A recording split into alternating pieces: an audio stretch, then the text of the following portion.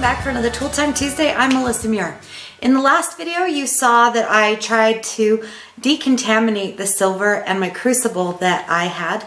The advice had been given to me to use a borax wash, and that is just using the borax. Now, not boric acid, I'm told that it does work a little differently. So I went out and bought the 20 mule team borax. Make sure that it's not the wash, okay, the washing soda. You want to make sure that you have the boric acid or the borax, just regular borax. So you saw in the last video that I used that a little bit with the coat hanger to remove any of the contaminants that were in my silver, and at the final end I poured it into an ingot. However, I did not quite, I guess, trust those, and so I went back again and repeated that process one more time, because even at the end of the video I was curious as to whether or not my crucible was going to be good. And you can see the difference of how it looks now versus what we had at the end of the last video. And you can see that it is still quite dark.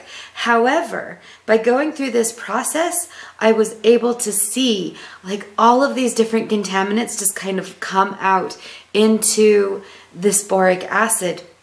And then what I would do is I used a lot of borax. I keep saying boric acid, but it's borax.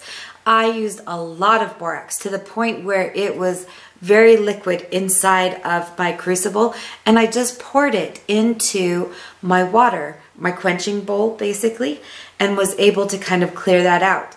And at the end, you can see here on this video, at the end I was able to pour out a silver ingot that had been contained within all of the different little I guess little pores, you might say, within my crucible. So I actually was able to reclaim even some of the silver.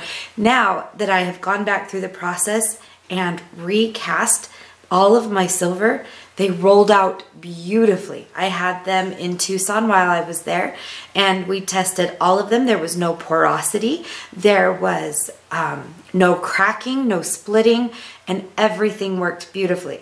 So if you happen to get a piece of aluminum mixed in with your silver, I highly suggest you give this a try, where you take the 20 team borax or wherever you get your borax, take that borax. You want to use quite a bit within your crucible. Use that, melt everything back down, use that coat hanger to scrape things out, tap it off onto a surface. In my case, I used a soldering board, but tap off that excess or the contamination that you may have, and keep going. And if you think that you're done, I would say add a little bit more borax and do it again until you really get that nice molten ball of your sterling silver or your silver, whatever it is that you're casting with. Make sure that you've got that nice little ball that happens when, and you know what I mean if you've done any casting with your silver. You want that little, I guess, kind of a button to appear. It looks like mercury. If it looks like aluminum, it's probably not done yet. So I would highly suggest you give this a try. And again, thank you to everyone who popped in with their suggestions.